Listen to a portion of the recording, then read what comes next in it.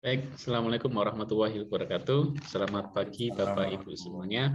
Alhamdulillahirabbil alamin. Alhamdulillahilladzi arsala rasulahu bil huda wa dinil haq liyudhhirahu 'ala dini kullih wa kafaa billahi syahida. Asyhadu an la ilaha illallah wa asyhadu anna Muhammadan abduhu wa rasuluh. Allahumma shalli 'ala sayyidina Muhammad wa 'ala ali sayyidina Muhammad. Amma ba'du, qala Allah ta'ala fi kitabil karim, Rabbi shrah li sadri wa yassir li amri wahlul 'uqdatam min lisani yafqahul qawli. Amma ba'du, yang terhormat Direktur Jenderal Pendidikan Islam Kementerian Agama, Profesor Dr. Ali Ramdhani SPT MP. Yang kami hormati Bapak Direktur Guru dan Tenaga Kependidikan Madrasah Kementerian Agama, Bapak Dr. Muhammad Zain MAG. Koordinator Komponen 3 Madrasah Reform sekaligus Kasubdit MA MAK Dr. Anish Mashkur. Bapak Kasubdit MI MTS Dr. Ainur Rafiq MAG, Bapak Kasubdit RA Bapak Dr. Irhas Sobirin. Sekali yang kami hormati juga penanggung jawab kajian keislaman Bapak M. Lutfilah MAG dari Mandua Lamongan yang saat ini sedang sakit. Mari kita doakan bersama semoga beliau diangkat penyakitnya dan disembuhkan, bisa berkumpul lagi kepada kita semua. Yang tak lupa yang kami hormati Bapak narasumber Ustadz Surya Gunawan Kauman yang akan kita nampilkan tausiah pada pagi hari ini. Dan tak lupa Bapak Ibu hadirin kajian keislaman virtual yang berbahagia. Mari pertama-tama dan paling utama kita selalu panjatkan puja-puji syukur kepada Allah Subhanahu wa taala, yang mana pada kesempatan pagi hari ini kita masih diperkenankan berkumpul secara virtual di Zoom meeting kali ini tanpa suatu kekurangan atau satu apapun. Yang kedua, salawat serta salam selalu kita haturkan kehadirat Nabi Agung Muhammad Shallallahu Alaihi Wasallam. Semoga kita yang hadir di majelis virtual ini diakui menjadi umat Nabi Muhammad dan akan mendapatkan syafaat di yaumil akhir. Amin amin ya rabbal alamin. Baik Bapak Ibu semua yang kami hormati, pagi ini 8 Februari 2022 ketemu lagi kita dalam kajian keislaman rutin dari GTK Madrasah. Pada kesempatan kali ini kita sudah kedatangan tamu yang luar biasa, narasumber yang luar biasa dari negeri seberang, dari tanah Sumatera, Bapak. Ya, kita perkenalan, kita panggil, sambil kita perkenalan kepada Bapak Surya Gunawan Kauman. Assalamualaikum Pak Surya. Waalaikumsalam warahmatullahi wabarakatuh. Sehat Pak? Alhamdulillah sehat. Alhamdulillahirabbil alamin. Sudah siap dengan materi ini nanti ya Pak ya? Insya Allah. Alhamdulillah. Bapak ini dari pagi sudah energik Bapak Ibu semuanya. Wah, sebelum kajian kita mulai, ini judulnya juga sangat menarik. Saya juga kaget tadi. Nonaktifkan atau silent gitu kan? Ini judulnya Bapak Ibu. Judulnya nonaktifkan atau silent. Saya nggak tahu ini mengarah ke mana. Yang penting itulah nonaktifkan atau silent ya. Tapi sebelum ke sana, mari kita kenalan dulu dengan Bapak narasumber kita pagi hari ini yang luar biasa. Saya perkenalkan Bapak Ibu semua. Saya membaca CV dari PPT yang dikirimkan. Nanti Bapak Ibu bisa mendapatkan ini, bisa perkenalan langsung. Nama Bapak Surya Gunawan, tempat tanggal lahir Lubuk Linggau. Lubuk Linggau itu Sumatera Selatan tadi ya. 10 April 1975. Wow, ini lebih tua dari Bapak saya nih. Lebih muda, mohon maaf, Bapak saya 61. Pendidikan dari SD sampai MAN itu ditempuh sama Pak Surya di Lubuk Linggau. S1-nya di UMSB Padang Panjang. Kemudian meneruskan S2 di UIN Imam Bonjol Padang. Hobi membaca, moto read the book, open the world. Ya, aktivitas sebagai guru pesantren Kauman Muhammadiyah Padang Panjang ya, Padang Pariaman ya Pak ya. Padang Panjang. Oh Padang Panjang. Nah saya masih antara Padang Panjang, Padang Pariaman itu banyak yang ngekeliru saya. Baik, tanpa panjang lebar, mari kita dengarkan, kita simak materi yang akan disampaikan oleh Bapak Surya Gunawan Kauman dari pesantren Muhammadiyah Padang Panjang. Pada beliau kami persilahkan Pak. Silakan Pak. Mohon maaf nanti sewaktu kita berarti sampai jam 6 Bapak. Nanti setelah itu kita ada sesi diskusi tanya jawab sampai jam 6.15 maksimal. Mungkin itu Pak, monggo. Terima kasih. Baik. Terima kasih Ustadz Syarif dan kepada kita semua. Assalamualaikum warahmatullahi wabarakatuh.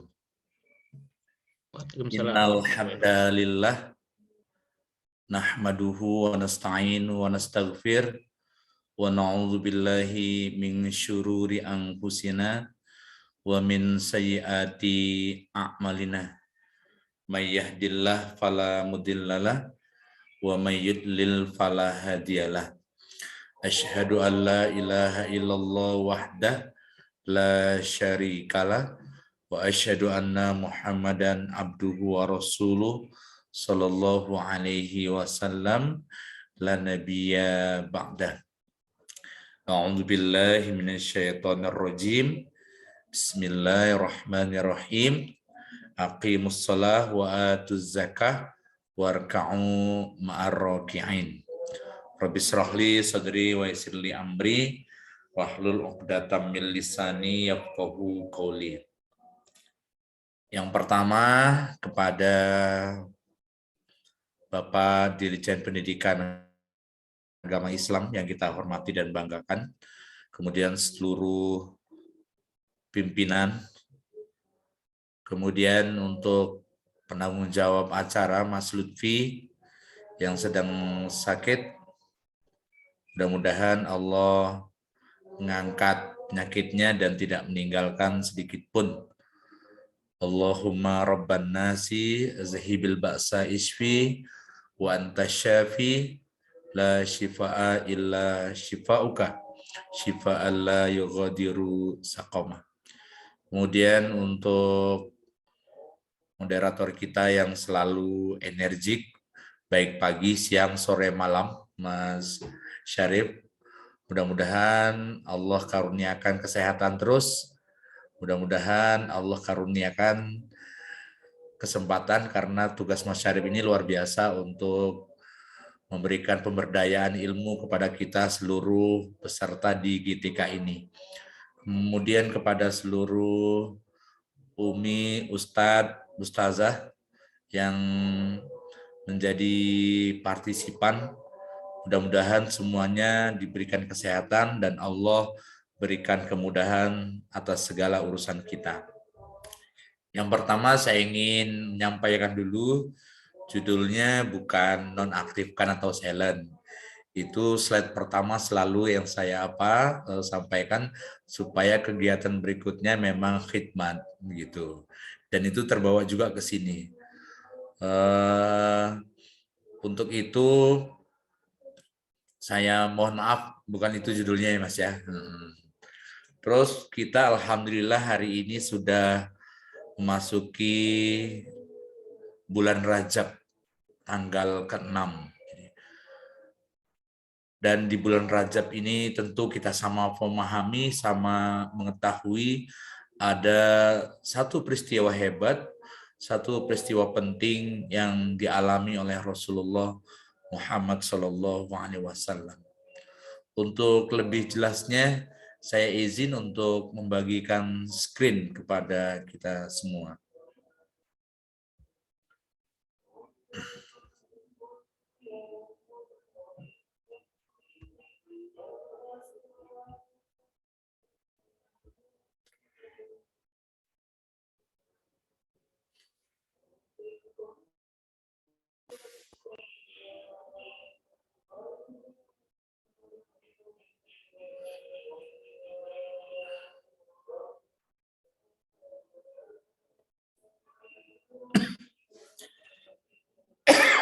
Minta maaf, Umi dan Ustadz, saya agak sedikit batuk.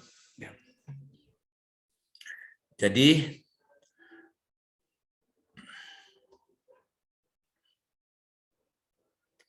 ini biodata saya tadi. Jadi saya, bapak saya itu lahir di Palembang, ibu saya lahir di Palembang, tetapi mbah saya yang dari Mbah Kakung itu lahir di Gombong, Jawa Tengah. Dari nenek saya lahir di Jombang, Jawa Timur. Kemudian saya merantau ke Padang, jadi memang sudah campur-campur ini antara sayur lodeh dengan dendeng balado, antara ketuk dengan salalauk Pariaman. Nah, kira-kira seperti itu, sudah campur-campur. Ya. Kita mulai dengan membaca basmalah. Bismillahirrahmanirrahim.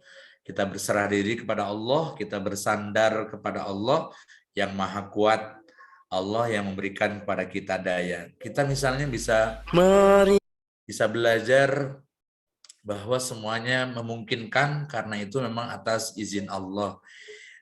Kita selalu menjawab insya Allah, kita selalu menjawab idza biiznillah, karena memang kita mengakui bahwa manusia ini tidak punya apa-apa, dan yang membuat kita kuat dan membuat kita hebat itu hanya Allah Subhanahu wa Ta'ala.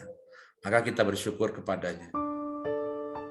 Salawat dan salam kita mohonkan juga semoga selalu tertumpah untuk Rasulullah, junjungan kita, yang memperkenalkan kepada kita tauhid, yang membawa kita dan mengenal Allah. Dan kita berdoa kepada Allah mudah-mudahan sampai ajal menjelang, sampai maut datang, kita istiqomah berdiri dan tegak pada syariah yang dibawa oleh Rasulullah Muhammad Sallallahu Alaihi Wasallam. Dan semoga kelak kita termasuk orang yang mendapatkan syafaatnya. Kita yang dipanggil nanti di sana, sini, saya beri syafaat pada kalian, karena kalian membasahi bibir kalian dan selawat. Allahumma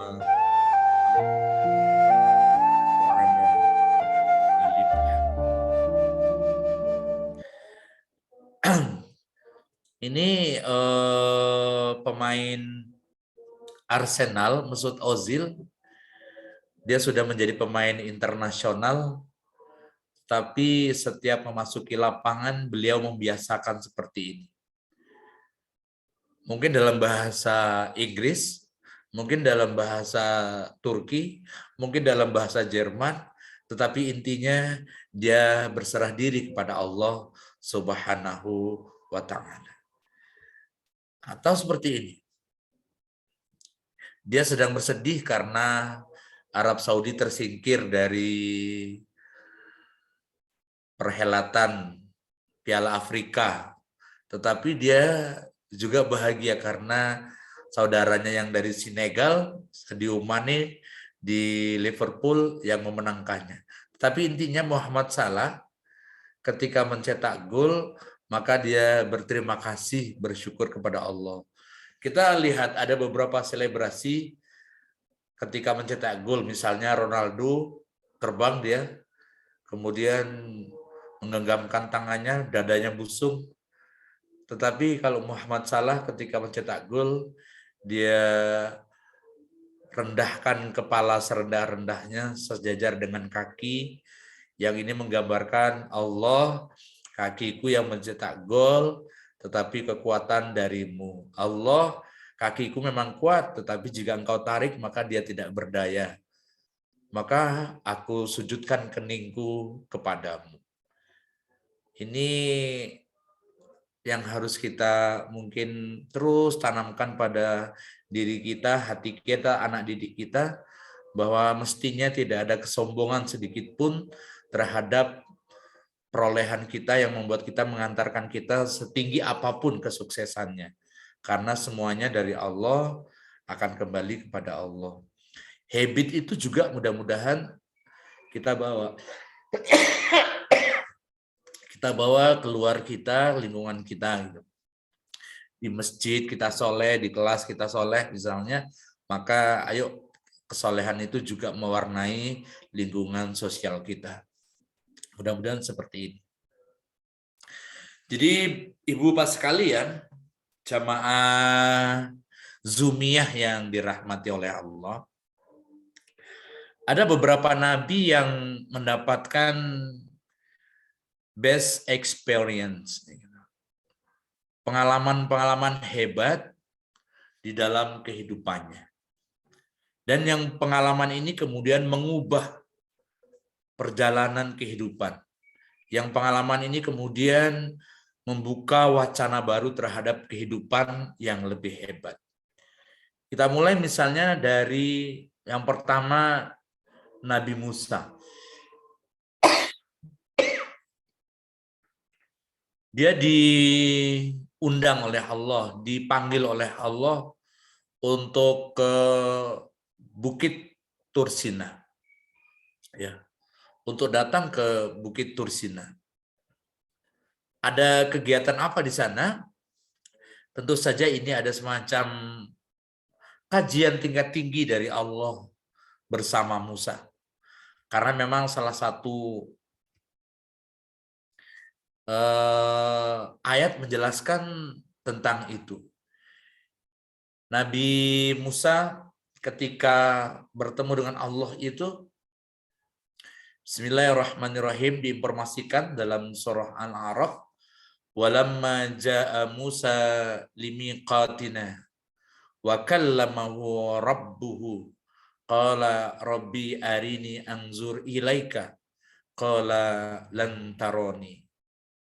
Jadi permintaan Nabi Musa itu permintaan tingkat tinggi. Kalau kita minta ke Allah itu minta sehat. Kita ke Allah itu minta dikayakan supaya kita mampu bersedekah. Kita minta kepada Allah dikayakan agar banyak orang yang bisa kita bantu. Tetapi Nabi Musa permintaannya jauh dari itu. Permintaannya qala rabbi arini anzur ilaika. Ya Tuhanku, tampakkanlah dirimu kepadaku agar aku dapat melihat Engkau. Kemudian Allah menjawab, qala lan taroni. Engkau tidak akan sanggup untuk melihatku. Jadi yang satu makhluk, yang satu kholik.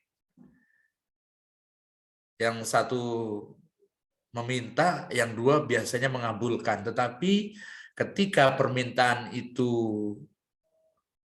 di luar adah, maka Allah menjawab, qala lan taroni. Jadi tidak setiap permintaan sepertinya itu akan dikabulkan. Walaupun banyak permintaan yang lain Allah kabulkan.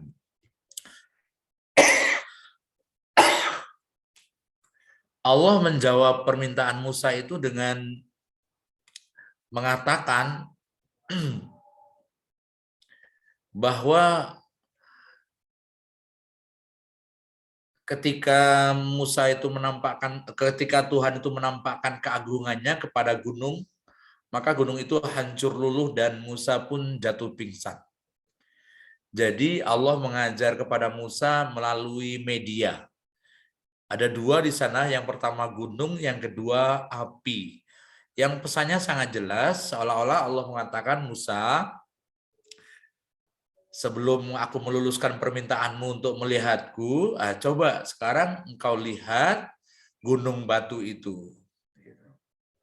Engkau lihat gunung batu itu. Gunung batu itu sangat keras. Gunung batu itu terdiri dari kumpulan batu, bebatuan yang sangat keras. Tetapi apa yang kau lihat, batu itu hancur karena api, kan gitu. Jadi pesannya jangankan untuk melihat kholik itu, makhluk itu sekelas makhluk, sekelas Musa, maka melihat gunung yang hancur karena api pun sudah jatuh pingsan.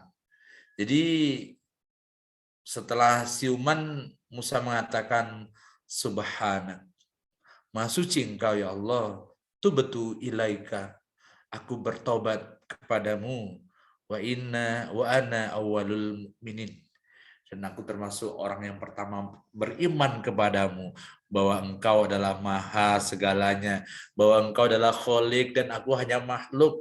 Aku bertobat kepadamu atas kesombonganku yang seolah-olah akrab, yang seolah-olah dekat kepadamu. Seolah-olah seperti itu. Jadi ini poin pentingnya adalah ketika Musa melakukan pertemuan dengan Allah dalam tanda petik, maka kemudian dia berubah paradigmanya. Aku bertobat kepadamu dan aku adalah orang yang pertama beriman. Ini yang pertama. Yang kedua, tentu saja ini akrab juga bagi kita. Seorang nabi yang dia putus asa, kecewa dengan umatnya, maka dia memutuskan untuk meninggalkan wilayah atau daerah dakwahnya dengan naik kapal. Tapi kemudian Allah berkehendak lain, di tengah lautan kapal itu dihantam oleh badai, oleh gelombang yang pilihannya tidak banyak.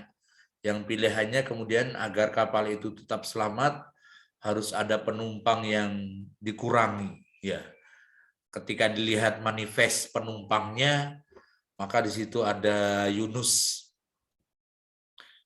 kemudian pemilik kapal dan saudagar di dalamnya itu.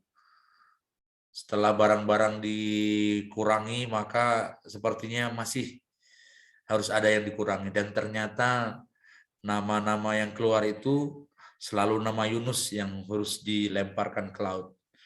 Walaupun sampai 3 kali. Begitu kisahnya. Intinya adalah kemudian Nabi Yunus dicampakkan ke lautan lepas dan dia diselamatkan oleh ikan paus ini. Dan dikisahkan di sini juga Nabi Yunus itu 40 hari 40 malam sebagaimana Musa tadi di Gunung Tursina 40 hari 40 malam. Tetapi apa yang terjadi di dalam perut ikan itu? Ada garis penghubung yang sangat menarik tadi. Ketika Nabi Musa melihat gunung yang runtuh karena jilatan lidah api, dia pingsan, bangun dari pingsan, dia mengatakan subhanak tubtu ilaika. Nah, di sini juga Zunnun, Yunus, ketika dia ditelan oleh ikan paus itu, selama 40 hari 40 malam, dia melakukan wirid rutin. Yang redaksinya itu Allah sampaikan di sini, setelah dia menyadari kesalahannya, dan kemudian kalimat inilah yang menjadi penghiburnya. La ilaha illa anta. Tidak ada Tuhan melainkan Engkau ya Allah. Nah, di sini ada kesamaannya dengan kalimat yang dikatakan oleh Musa tadi, subhanak. Maha suci Engkau ya Allah. Jadi memang benar-benar maha suci Engkau ya Allah. Nabi Musa pun seperti itu. Maha suci Engkau ya Allah. Inni kuntu minaz zalimin. Ketika Musa subhana tubtu ilaika. Yunus subhana inni kuntu minaz zalimin. Sesungguh aku termasuk orang-orang yang zalim. Jadi ini menggambarkan sekali lagi bahwa memang Allah itu subhanak, Allah itu maha suci, dan manusia tidak ada ruang sedikit pun untuk kesombongan di dalam hatinya. Ibu bapak jamaah Zumiyah yang dirahmati oleh Allah. Nah, Nabi kita Muhammad SAW juga mengalami peristiwa spiritual, pengalaman hebat yang kemudian merubah paradigmanya terhadap Allah, terhadap dunia, terhadap makhluk, terhadap manusia, terhadap segalanya. Dan menariknya, yang menjelaskan tentang peristiwa hebat ini, ayatnya pun dimulai dengan kata-kata subhana. Jadi Nabi Musa subhana ketika dia memuji Allah atas kekeliruannya. Subhana inni tubtu ilaika. Nabi Yunus memuji Allah karena kekurangannya, kekeliruannya. Subhanaka inni kuntu minaz zalimin. Tetapi di kalimat ini subhana itu di awal. Subhana itu di awal untuk menggambarkan bahwa Allah melakukan hal yang hebat bi'abdihi, bagi hambanya, yaitu Nabi Muhammad Shallallahu Alaihi Wasallam. Jadi ini adalah spiritual experience yang dialami oleh Nabi Muhammad yang kemudian menjadi loncatan hebat bagi spiritualitas Nabi yang diwariskan kepada kita.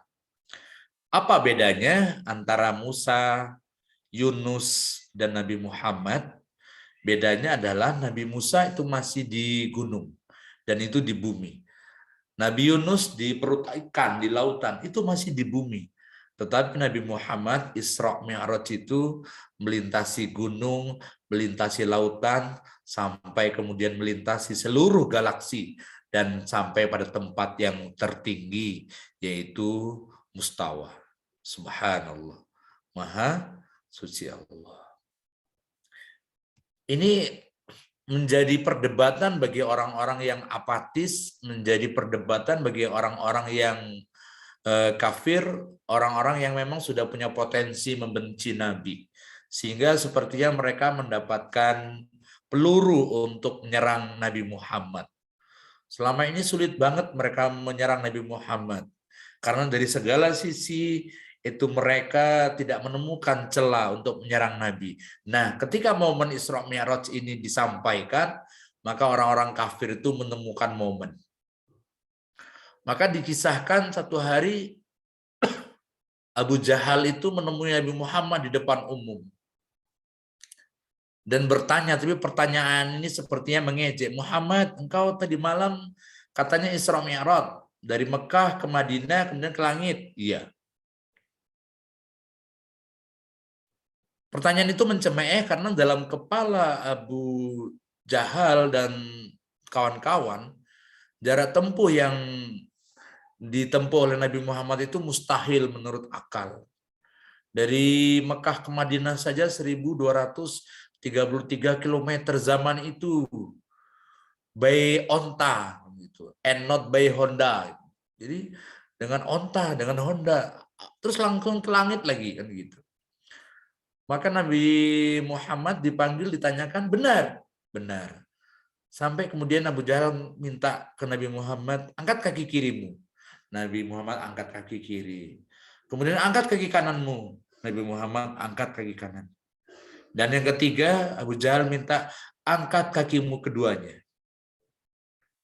Maka Nabi Muhammad tidak bisa melakukan itu. Seorang sahabat Ali bin Abi Thalib sudah menghunus pedang itu untuk menghajar Abu Jahal. Mengapa Abu Jahal meminta Nabi Muhammad untuk mengangkat kedua kaki? Ini semacam untuk tes. Dan seolah-olah pesannya adalah mengangkat kedua kaki dalam hitungan menit saja tidak mampu, mengapa pula engkau katakan engkau dari Mekah ke Madinah ke langit balik lagi. Jadi ini logikanya Abu Jahal. Dia lupa bahwa ayat ini Al-Isra ayat 1 itu menjelaskan bahwa ada dua pelaku, ya. Ada dua pelaku dalam kegiatan ini. Yang pertama Allah yang asro, yang memperjalankan, dan bi'abdihi, yang diperjalankan. Ada yang memperjalankan kholik, ada yang diperjalankan makhluk. Oleh karena itu peristiwa ini harus dipahami bahwa ini adalah kegiatannya Allah. Ini adalah giatnya Allah terhadap hambanya.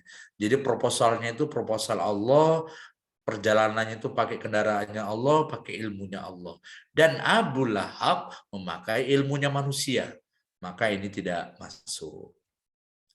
Jadi seluruh galaksi itu dilewati oleh Nabi. Dan ini ada pesan penting di sini. Ketika kita hebat, misalnya kita kaya raya, badan kita besar, kita tinggal di bumi ini. Ketika kita lihat dari atas 20 meter, kita itu masih nampak besar. Tetapi ketika dilihat dari 100 meter, kita itu nampak kecil. Dilihat lagi dari 200 meter di atas, kita itu semakin kecil. Dilihat dari 3 kilometer dari atas, kita itu seperti debu. Dilihat dari puncak dunia di mustawa ini, maka dunia kita ini yang sebesar debu. Bayangkan, bagaimana tidak Nabi Muhammad itu kemudian merasakan pengalaman yang luar biasa. Bahwa bumi yang besar yang kita injak ini itu hanya sebesar debu saja, apalagi kita manusia yang tinggal di dalamnya. Ya. Kemudian pelajarannya ini penting ini. Dari redaksi ayat tadi, minal masjidil haram ilal masjidil aqsa. Dalam kitab Arisalah Ja'far Subhani dan juga Hayat Muhammad oleh Husin Haikal, Nabi Muhammad itu dijemput di rumah bibinya Ummu Aiman di kawasan sekitar Masjidil Haram. Apa tidak bisa Nabi itu dijemput dari Masjidil Haram langsung tekan langit? Bisa sekali karena ini skenario Allah. Tetapi redaksi ini menarik. Minal Masjidil Haram ilal Masjidil Aqsa. Maka mufassirin menjelaskan satu saja, ingin dekat dengan Allah, maka melangkahlah ke rumahnya. Jadi jadikan masjid itu sebagai media kita untuk Isra, untuk Mi'raj.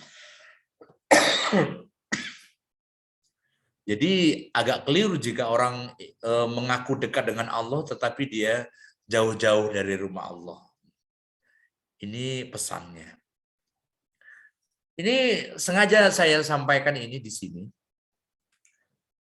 Beberapa tahun belakangan itu di Eropa, ya, Amerika, itu banyak sekali rumah-rumah ibadah itu yang kemudian dijual, ya. Baik gereja, sinagog, atau yang bangunan-bangunan agama yang lain, itu ditawarkan di publik. Ini contoh misalnya, for sale untuk dijual. Mengapa mereka menjual rumah ibadahnya? Jawabannya jelas, bahwa semakin hari jamaah semakin sedikit sehingga tidak ada lagi dana untuk operasional. Sehingga pemilik gereja, yayasan, pemilik sinagog, yayasan itu berniat untuk menjualnya. Apa hubungannya dengan ayat di atas tadi? Inilah tugas kita. Minal masjid ilal masjid itu, maka ada dua yang harus kita lakukan. Yang pertama memang kita harus melihat peran masjid kita seperti apa. Apa yang dilakukan di Masjid Nasional Al-Akbar Surabaya misalnya, gitu. Ya, apa program Masjid Agung Jawa Tengah misalnya. Apa program Masjid Al-Markas Al-Islami Makassar. Dan ibu-ibu, bapak-bapak sekali-kali harus ke sini ya. Masjid Raya Sumatera Barat misalnya. Ini masjid-masjid kita ini contoh masjid-masjid yang tingkat nasional, tingkat provinsi. Bagaimana dengan masjid-masjid yang di kampung-kampung? Kalau masjid nasional mungkin ramai, tapi yang di kampung-kampung bisa jadi 30 tahun yang akan datang, 40 tahun yang akan datang, ada iklan tuh, masjid dijual. Ada tonggaknya, kemudian pelangnya, masjid dijual. Mengapa? Karena tidak ada lagi jamaahnya. Maka tugas kita sesuai dengan ayat tadi, yang pertama, ayo kita bangun masjid semegah-megahnya. Tetapi tugas yang kedua yang tidak kalah penting, ayo kita mengimarahkan seramai-ramainya dengan kegiatan. Banyak masjid, banyak pengurus masjid berpikiran membangun fisik. Banyak sekali seperti itu. Ya. Tetapi kita harus, jika di antara kita ada yang pengurus masjid, maka kita harus membuat program untuk mengimarahkan masjid itu. Oke. Kemudian berikutnya yang ingin saya sampaikan tentang tema ini adalah tentang buruk. Ya, ada 5 menit lagi. Buruk itu diakui sebagai kendaraan yang digunakan oleh Nabi Muhammad ketika Isra dan Mi'raj.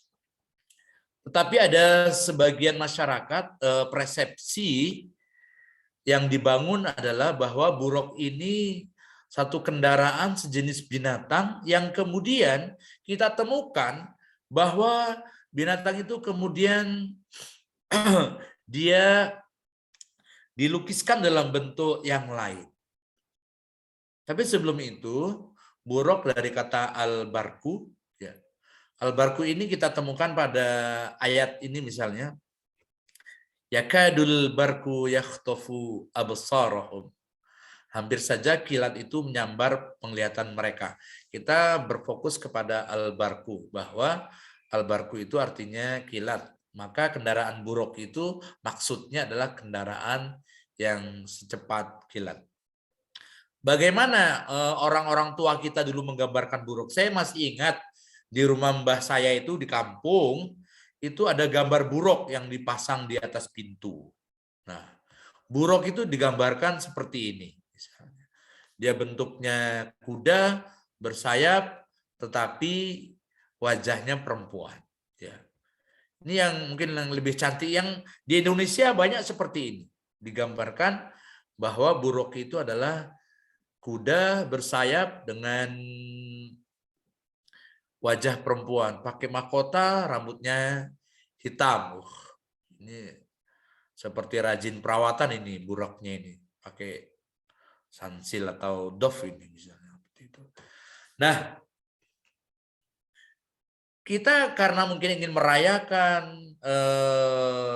Isra Mi'raj, ingin merayakan kemenangan Nabi Muhammad dan sebagainya, kita gembira sekali memasang gambar-gambar ini di rumah. Ini zaman-zaman saya kecil dulu masih ada. Tetapi kemudian saya membaca, ternyata gambar-gambar seperti ini, desain buruk yang seperti ini sengaja dibuat oleh orientalis untuk mengelabuhi kita, sekaligus untuk menyesatkan. Mengapa? Karena orientalis menggambarkan seperti ini, Nabi Muhammad itu naik buruk, kuda dengan wajah wanita cantik, untuk membangun kesan bahwa Nabi Muhammad itu memang sangat menyukai perempuan. Ini pesan dari orientalis. Tetapi di antara kita mungkin belum banyak tahu zaman itu, sehingga hal ini sangat banyak. Maka kita hati-hati. Kita harus merujuk kepada yang sebenarnya. Ini di Pariaman, buruk juga ada nih pada acara Hoyak Tabui misalnya, yang dibikin seperti buruk seperti itu, wanita. Buruk itu seperti apa? Ini hadisnya jelas ya. Hadisnya jelas sekali untuk menggambarkan buruk itu seperti apa.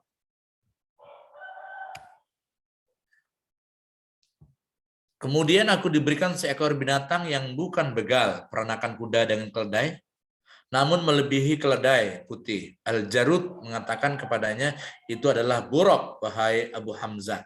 Anas mengatakan, betul. Dia binatang itu meletakkan langkahnya sejauh mata memandang. Jadi di situ dijelaskan tidak ada rambutnya panjang, hitam, berkilauan, tidak ada. Itu buruk yang harus kita. Apa tujuan Isra Mi'raj? Ini waktunya 5 menit lagi. 1 menit lagi. Saya minta izin ini Kang Syarif mungkin tambah 5 menit. Tujuannya adalah linuriyahu min ayatina, agar kami perlihatkan sebagian dari tanda-tanda kekuasaan kami. Oke, ini tujuan. Jadi ada tujuannya. Dan saya membuat ini biasanya untuk 1,5 jam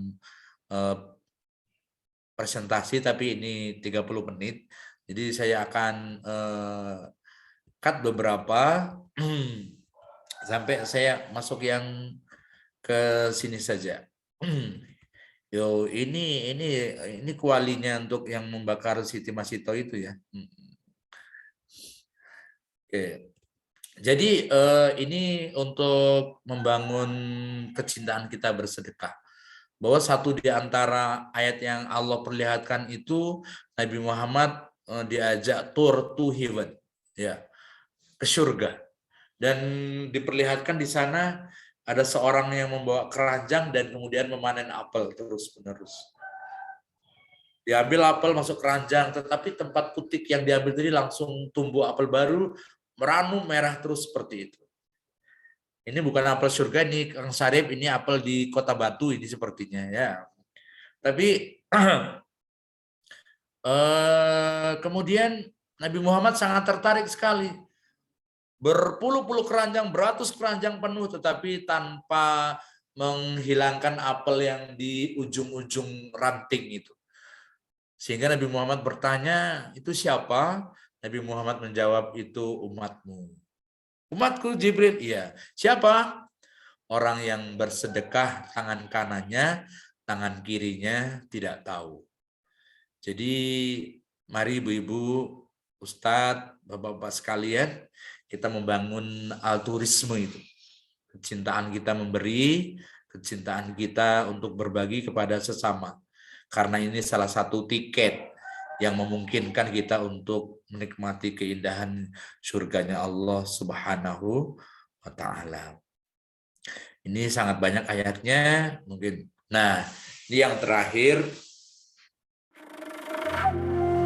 bahwa sholat itu adalah tiang agama. Ini penting. Kalau kita yang di dalam Zoom ini, atau mungkin suami kita, istri kita, mungkin sudah melaksanakan sholat. Tapi pertanyaannya, kalau kita guru, bagaimana dengan murid-murid kita? Sholatkah mereka di rumah? Bagaimana subuh mereka di rumah? Kita mungkin tahajud, sholat malam, sholat duha. Tapi pertanyaannya, anak bujang kita bagaimana? Anak gadis kita bagaimana? Padahal sholat adalah yang agama. Di Padang ada disebut rumah gadang ini. Jadi kalau ke Padang mampir ke sini nih, Mas Syarif, ya dekat saja dari rumah ini, 10 menit. Nah, ini rumah gadang ini, di dalamnya itu ada tiang-tiang. Saya selalu tanya ke anak-anak, rumah gadang itu kalau tiangnya roboh bagaimana? Anak-anak kompak menjawab bahwa rumah gadang yang hebat, yang kokoh, yang cantik kita itu akan roboh. Kenapa roboh? Karena tiangnya patah, Ustadz. Karena tiangnya sudah lapuk. Begitu juga dalam kehidupan kita. Jika sholat tidak lagi didirikan, maka rubuh keislaman kita itu. Sholatu imamuddin. Waman tarom, waman aqoma faqad aqomaddin.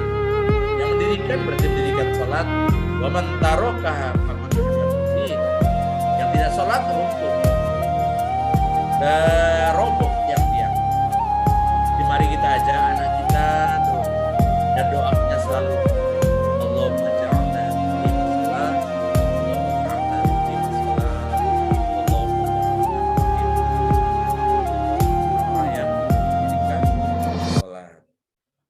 Mengapa? Karena sholat itu segarkan jiwamu. Gitu. Ya, sholat atau sprint ini, sholat lah ya. Ya, oke. Jadi memang di hari di mana kita melihat setiap hari ada orang mengadu ke Facebook, setiap hari ada orang ngadu ke Twitter, ke IG dan sebagainya. Aduh, mari kita tip X jalan ini. Kita mengadunya kepada Allah melalui sholat. Jangan sampai salah tempat mengadu. Dan mudah-mudahan seperti inilah yang bisa kita lakukan terus-menerus. Baik, saya cukupkan dan banyak sebenarnya yang akan saya sampaikan, tetapi waktunya tidak memungkinkan. Mudah-mudahan nanti ada kesempatan yang lain. Oke, jadi mari kita kokohkan rumah kita dengan mengokohkan tonggak-tonggaknya. Mari kita kokohkan agama kita dengan membangun tonggaknya, yaitu sholat yang terpelihara. Jangan sampai tiangnya dimakan rayap yang akan membuat bangunan menjadi roboh. Jangan sampai sholat kita itu dimakan kemalasan sehingga agama yang roboh dalam diri kita. Ini ternyata ini selalu saya sampaikan ke anak-anak. Pahlawan-pahlawan hebat dunia itu orang yang mendirikan sholat tuh. Spiderman, Superman, Huk. Tetapi imamnya tetap loh dari Indonesia nih, Sunan Kalijogo. Nah, kan gitu. Ya. Terima kasih banyak. Oke, baik Mudah-mudahan ada Bapak. manfaatnya. Ya Allah, jadikanlah kami generasi yang mendirikan sholat. Matur nuwun atas segala kesempatannya. Nun. Wal qalami wa mayasturun. Fastabikul khairat. Assalamualaikum warahmatullahi wabarakatuh. Waalaikumsalam warahmatullahi wabarakatuh. Luar biasa Bapak Ibu semuanya materi pagi hari ini. Eh, banyak materi-materi kita bersumber dari sumber hukum Islam yang pertama. Kalau guru fikih mesti tahu, ya kan, mesti menyampaikan ini bahwa sumber hukum Islam itu ada Al-Quran, di mana di Al-Quran itu ada kisah-kisah Bapak Ibu semuanya. Nah, kesempatan ini dimanfaatkan oleh Pak Surya sebagai pengisah, ya, pengisah ayat-ayat suci Al-Quran. Pada bulan ini, bulan Rajab, di sana disebutkan bahwa ada kisah Isra dan Mi'raj. Tadi Pak Surya menggambarkan Bapak Ibu semua bagaimana jauhnya antara Mekah ke Palestina, ya, dari Baitullah sampai ke Palestina itu jauhnya 1.233 km. Tadi saya searching Pak Surya, itu kalau dikonversikan ke peta Indonesia itu ternyata dari dari Pelabuhan Merak Cilegon sampai Banyuwangi itu baru 1.100, sampai Banyuwangi Pak itu 1.117. Sedangkan yang ditempuh Nabi Muhammad itu 1.200. Itu paling sampai Lampung Pak, ya. Kalau ditarik tambalnya sampai Lampung. Dari Banyuwangi sampai Lampung dalam waktu semalam. Padahal dulu belum ada pesawat Pak. Itu teknologinya sangat canggih. Itu luar biasa gambaran untuk kita semua betapa hebatnya Nabi Muhammad SAW. Dan beliau sudah tahu visioner ke depan apa yang akan terjadi dengan kisah-kisah buah tadi. Bagaimana nasib kita nanti di surga, itu Nabi Muhammad sudah diberikan gambaran. Baik, menarik materi kita pagi hari ini. Ini sudah ada beberapa penanya, termasuk dari Pak Kasim, Pak. Pak Kasim ini teman saya dari Fikih, dari Papua, Pak. Ya, ini dari Papua, pulau di Papua sana. Pak Kasim, Assalamualaikum. Bisa buka mic-nya? Alhamdulillah. Bisa dengar suara saya, Pak, ya? Alhamdulillah. Alhamdulillah. Pak Kasim, silakan mau bertanya ke Pak Surya. Ini dari Pulau Papua. Saya sambungkan ke Pulau Sumatera, Pak, Padang. Nggak tahu jauhnya berapa itu saya nggak tahu ya. Mungkin beribu-ribu kilo. Silakan Pak Kasim mau bertanya dengan Pak Surya dari Manfaat. Terima kasih. Assalamualaikum warahmatullahi wabarakatuh. Waalaikumsalam warahmatullahi wabarakatuh. Ustadz, Pak Kiai sehat? Alhamdulillah. Ya. Yang pertama, Ustadz, mungkin ada sebuah bahasa gini, Ustadz. Kalau ada awan tebal dan gelap, janganlah kita menghalangi turunnya hujan. Apabila ada angin yang bertiup kencang, janganlah kita menghalangi turunnya daun-daun dari pepohonan. Dan apabila huruf fikih ini selalu ada, janganlah kita menghalangi Ustadz Surya selalu memberikan materi. Luar biasa, keren. Ya. Jadi saya terinspirasi dari Pak Ustadz kaitannya dengan materi-materi hari ini. Sungguh luar biasa. Saya dari Ufuk Timur, begitu haus akan ilmu keagamaan. Jadi mohon kiranya nanti selalu Ustadz memberikan materi untuk kita. Di kesempatan ini mungkin yang menjadi pertanyaan dari materi-materi yang tadi disampaikan, karena dalam beberapa literatur yang sering saya baca, pendapat mana yang lebih kuat antara perjalanan Nabi Allah Muhammad SAW dari Masjidil Haram menuju ke dari Masjidil Aqsa menuju ke Masjidil Haram, kemudian naik ke langit yang ketujuh. Pertanyaannya, apakah perjalanannya Rasulullah Muhammad SAW, apakah itu melalui ruh atau bersamaan dengan jasad? Mohon penjelasannya, karena memang saya sudah baca beberapa referensi, mungkin diperkuat lagi oleh Ustadz. Mungkin itu dari saya. Nun wal kalam wa ma yasturun. Wassalamualaikum warahmatullahi wabarakatuh. Waalaikumsalam warahmatullahi wabarakatuh. Luar biasa pertanyaannya, Pak. Ah, Ini reality ya, reality dan logik banget, Pak. Apakah iya, Pak? Pertanyaan Pak Kasim, mohon saya ulang kalau salah diluruskan Pak Kasim. Apakah iya, Pak? Pendapat mana yang lebih kuat? Nabi Muhammad itu Isra Mi'raj itu dengan jasadnya atau hanya ruhnya saja, Pak? Mungkin pendapat dari Pak Surya Gunawan bisa memberikan pencerahan ke kita, Pak. Mungkin itu pertanyaan dari Pak Kasim ya, Pak ya? iya. Gimana, Pak? Sebentar, Pak. Kayaknya Pak ini terlempar dengan pertanyaannya yang luar biasa, jadi terlempar, Pak. Baik, Pak Kasim. Ini Surya, sepertinya beliau terlempar dan ingin masuk lagi. Bentar. Pertanyaan Pak Kasim ini sangat luar biasa. Ini sangat logik bagi kita semua, Pak. Apakah iya Nabi Muhammad itu Isra Mi'rajnya dengan jasadnya saja atau ruhnya saja atau dengan jasadnya ya, Pak ya? Seperti itu. Ini apakah mana pendapat yang lebih kuat? Sambil menunggu yang lain, saya persilakan lagi Pak Kosmara Toha ya, sambil menunggu Pak Surya kembali join ke kita. Nah, ini Pak Surya sudah kembali lagi. Kita tampung dulu pertanyaan Pak Kosmara Toha. Silahkan Pak Kosmara, bisa open mic atau open ini sekaligus open ini kamera kalau bisa. Ya. Oke, Pak Surya sebentar ya Pak Surya. Kita menampung pertanyaan yang kedua ya. Oke, Assalamualaikum. Waalaikumsalam warahmatullahi wabarakatuh. Pak Kosmara, sehat Pak? Alhamdulillah Pak Moderator, Pak Syarif. Ya. Silakan Pak Toha, Ya. silakan untuk bertanya langsung ke Pak Surya. Ya, terima kasih atas waktunya Pak Surya. Assalamualaikum.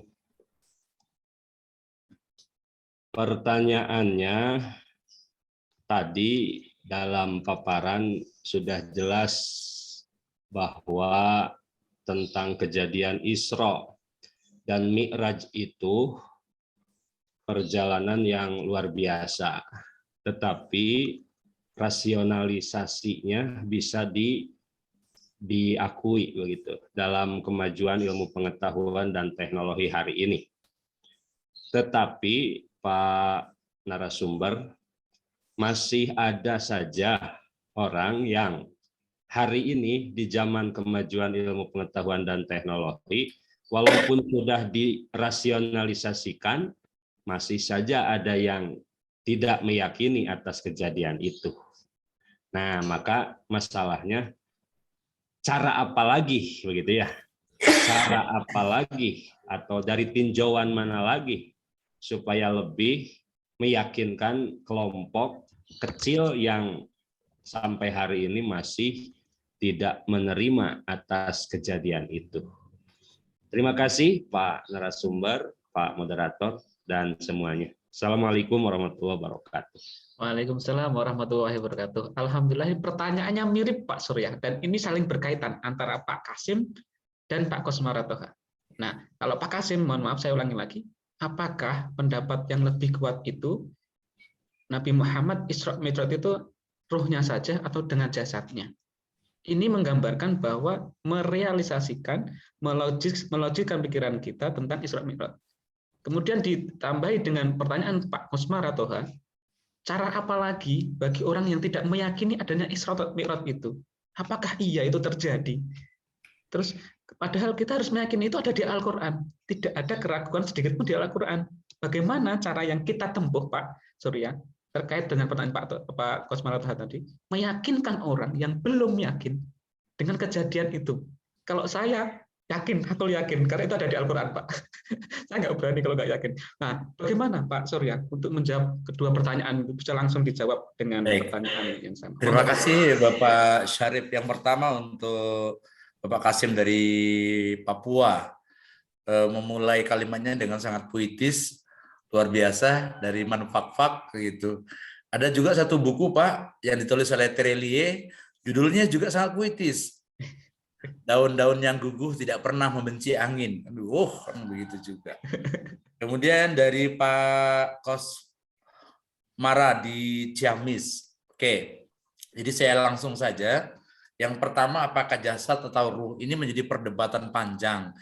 Dan dalam buku Ja'far Subhani itu setidaknya ada 5 poin mengapa orang-orang orientalis terutama itu menolak kejadian Isra Mi'raj.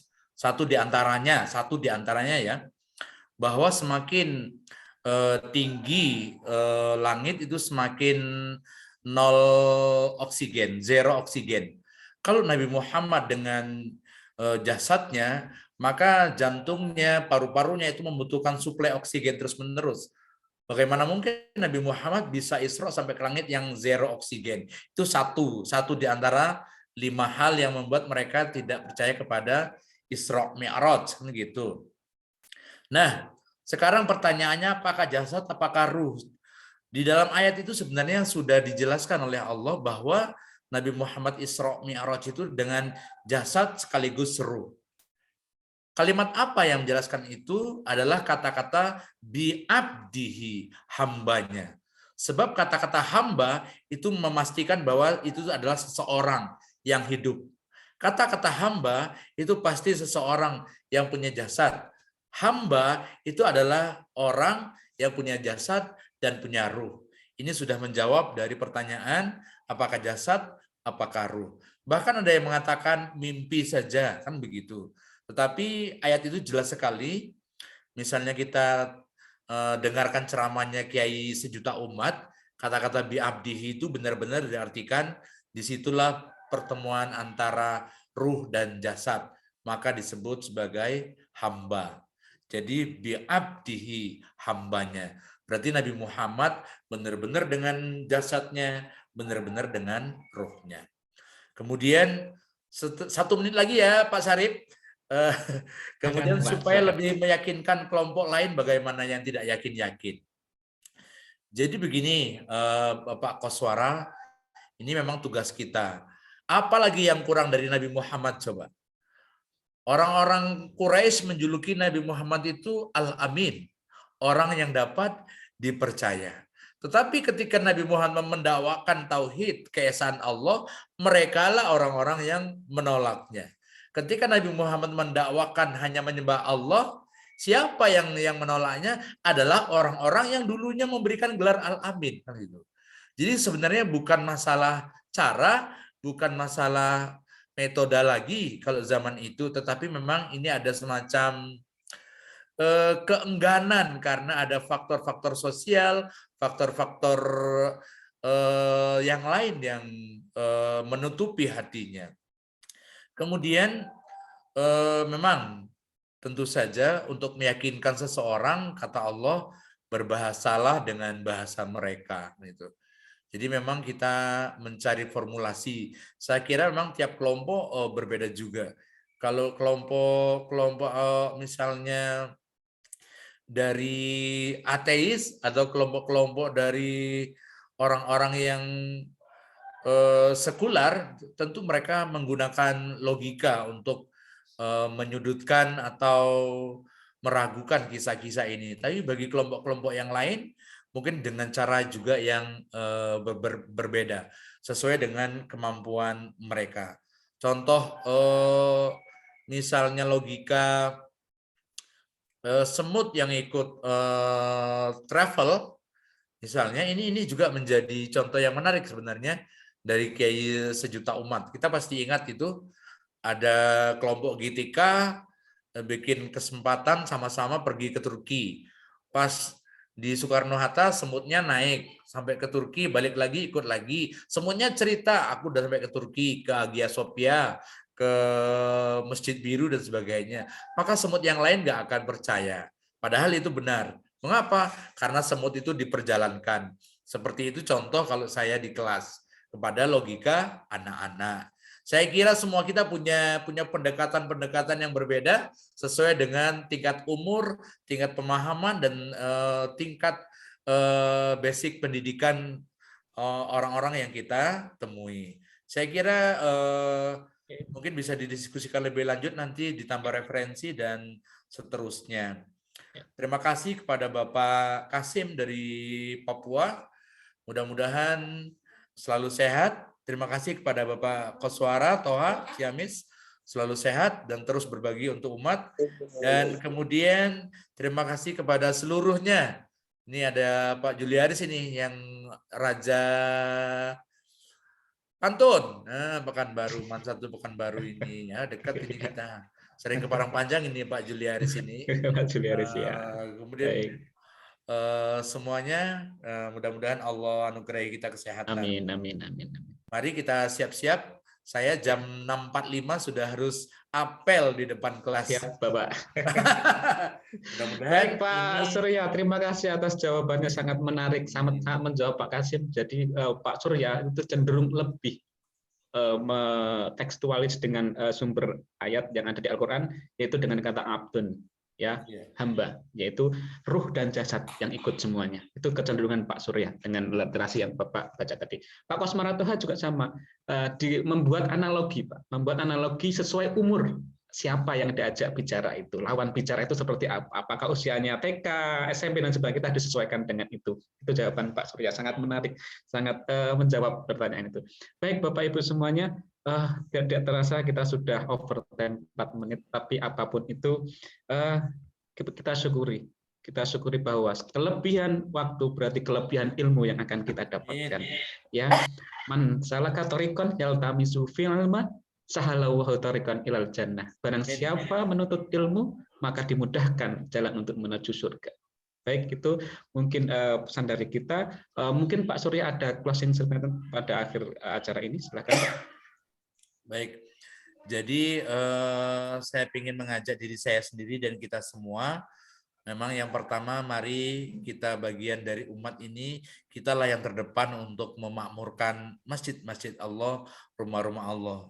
Yang kedua, ayo tengok kiri kanan kita, anak menakan kita, ajak mereka untuk menjadi hamba yang ruku dan sujud kepada Allah Subhanahu wa taala. Matur nuwun. Baik, matur suwun. Makasih Pak. Terima kasih Pak. Ya, terima kasih atas closing statement-nya. Berarti itu menandakan berakhir pula kajian pagi hari ini. Tapi sebelum itu saya punya pantun Pak. Orang Sumatera berpantun. Ini orang Jawa tadi bangun saya keringet, coba pantun bisa enggak ya? Berburu ikan sampai ke kota Padang Pak. Ya, pulangnya singgah ke kota Jambi beli gulali. Ya, dengan ilmu hidup menjadi terang benderang. Semoga kita bisa dipertemukan kembali. Oke? Masya Allah. Mantap. Allah mumtaz, Ustaz Syarif, mumtaz, Masya Allah. Limada fi hadhil marra faqat, fil marrat katsira Ustaz. Naam. Syukran kasiran, terima kasih Bapak Ibu semuanya, karena waktu sudah 6.20, mohon maaf atas kelebihan waktu yang menjadi ini. Mari kita tutup sama-sama kajian ini dengan sama-sama baca doa kafaratul majlis. Subhanakallahumma wa bihamdika astaghfiruka wa atubu ilaik. Baik, dari saya cukup sekian, mohon maaf atas kesalahan kata berkata kami dari yang bertugas, saya host dan saya moderator juga, mohon maaf dan terima kasih Pak Surya Gunawan atas waktunya. Mari kita tutup dengan sama baca alhamdulillah. Alhamdulillahirabbil alamin. Assalamualaikum warahmatullahi wabarakatuh. Seperti biasa, end meeting 3 mundur Bapak. 3, 2, 1, end meeting. Assalamualaikum warahmatullahi wabarakatuh.